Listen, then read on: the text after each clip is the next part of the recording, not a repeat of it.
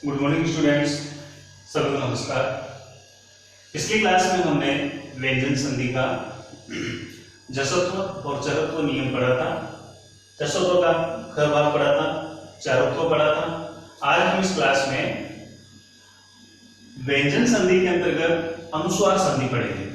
अनुस्वार संधि का सूत्र है मो अनुस्वार, अर्थात सूत्र का अर्थ होता है कि यदि पदांत में इस जगह पर क्या हो, हलंत म हो यानी मकार हो, ठीक है, तो इस मकार का अनुस्वार हो जाता है। अनुस्वार यानी इस प्रकार का चिन्ह बन जाता है, लेकिन कब? बाद में जब कोई व्यंजन हो। सीधा साधा अर्थ है मकार का अनुस्वार हो जाता है बाद में व्यंजन के रहने पर। उदाहरण देखिए, शिवम प्लस वंदे। शिवम ये मकार है, इस मकार के बाद ये व्यंजन है, तो इस मकार का क्या हो गया? ये अनुस्वार हो गया। इसी तरह से सत्यम वद, म का अनुस्वार हो गया। धर्मम चर ये व्यंजन है और व्यंजन के बाद व्यंजन के पहले मकार है, तो इस मकार का ये हो गया अनुस्वार हो गया। इसी प्रकार से ग्रामम गच्छति, ग्रामम गच्छति में मकार के बाद व्यंजन है, तो इस म का यहाँ पर अनुस्वार हो गया। प्रियम वद, म का ये यहाँ पर अनुस्वार हो जाएगा। किस नियम से? जो सूत्र पर लिखा है उसके अनुसार मकार के बाद यदि कोई व्यंजन हो। तम नमस्करोमि, यहाँ पर म हलंत है, बाद में व्यंजन है, तो इस हलंत म का अनुस्वार हो गया। सूर्यम नमामि, यहाँ पर म हलंत है, बाद में व्यंजन है, तो इस हलंत म का अनुस्वार हो गया। बहुत सरल संधि है ये, इसमें कोई ऐसा न समझ में आने का कोई नियम नहीं है, कोई उदाहरण नहीं है, कोई बात नहीं है। इसमें आपको केवल इतना ध्यान रखना है कि म के बाद व्यंजन होना चाहिए।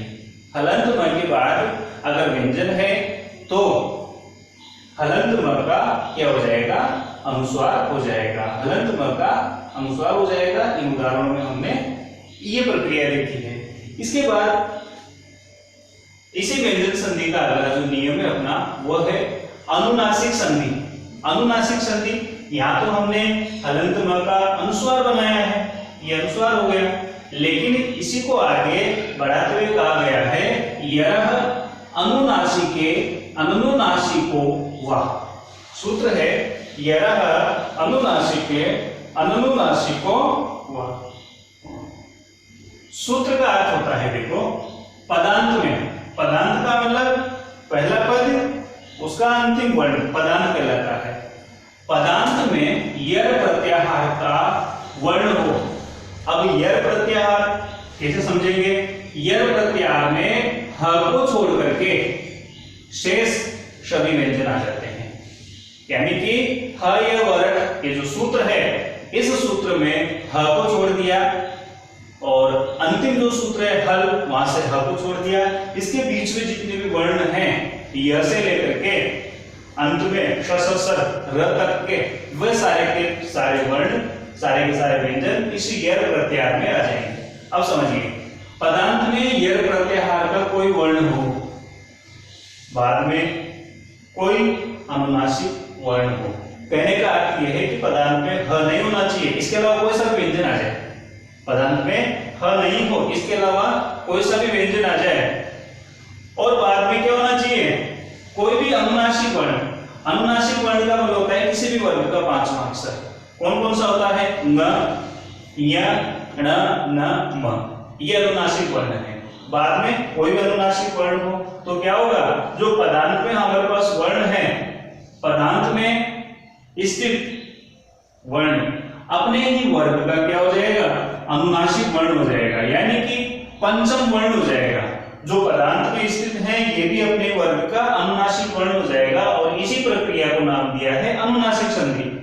जैसे उदाहरण से देखेंगे, वाक प्लस महिमा, वाक। अब ये क व्यंजन है, ध्यान इतना रखना है कि यहाँ पर ह नहीं होना चाहिए और स्वर नहीं होना चाहिए, इसके अलावा यहाँ पर कोई भी व्यंजन आ जाए। और बाद में केवल किसी भी वर्ग का पांचवा अक्षर। देखो ये म न म ये पंचम अक्षर है, ठीक है। तो क्या होगा, ये पदांत का जो अक्षर है, जैसे ये वाक प्लस मय ये क है और बाद में अनुनासिक है वर्ण, तो इस क को भी अनुनासिक वर्ण बना देंगे। किस वर्ग का? इसी वर्ग का। अब ये क वर्ग का है, तो इसका पांचवा वर्ण क्या होगा? क ख ग घ ङ, ये हो जाएगा ङ। ये पद बनेगा वाम महिमा। इसी तरह से दिक प्लस नागह, इस क का हो जाएगा ङ, यानी इसी वर्ग का पांचवा अक्षर हो जाएगा ङ। पद बना दिन नागह। एतत् प्लस मुरारी ही, ये त वर्ग का है, त वर्ग का अंतिम अक्षर है न, पद बनेगा एतन मुरारी ही। तत् प्लस न, ये त वर्ग का है, तो इस त के स्थान पर इसी का पंचम वर्ण हो जाएगा न, पद बना तन न। यहाँ पर ये दो न है, एक आधा और एक पूरा, ये पद बन जाएगा तन। इसी तरह से वात प्लस मयः, क वर्ग का है, इसका अंतिम अक्षर हो जाएगा न, पद बनेगा वांगमयः। सट प्लस मुखम, अब ट वर्ग का पंचम अक्षर है न, तो ये बन जाएगा सन्मुखम। ये ट वर्ग का अंतिम अक्षर है न, पद बना सन्मुखम।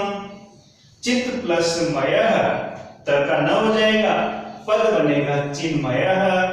विराट प्लस मयः, ये हो जाएगा ट का न हो जाएगा पंचम अक्षर विराणमयः।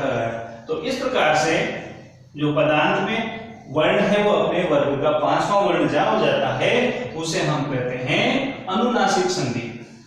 यहाँ हमने अनुस्वार संधि समझी, यहाँ पर हमने म का अनुस्वार बनाया, और इस वाले नियम से हमने जो पदांत में स्थित वर्ण है, कौन सा यर प्रत्याहार का वर्ण है, उसका अनुनासिक बनाया। इसके बाद परसवर्ण पुरुषवर्ण संधि है, वो हम अभी क्लास में पढ़ेंगे। आप इसको अच्छी तरह से समझिए, अपनी फेयर नोटबुक में नोट डाउन करते रहिए। यदि कोई चीज समझ में नहीं आती है तो आप पूछ सकते हो, आप कॉल करके मुझसे पूछ सकते हो कि आपको कोई उदाहरण समझ में नहीं आ रहा, कोई सूत्र समझ में नहीं आ रहा, या फिर कोई आपको परिभाषा समझ में नहीं आ रही हो। तो आज के लिए इतना ही काफी है, बाकी नेक्स्ट क्लास में देखेंगे। धन्यवाद।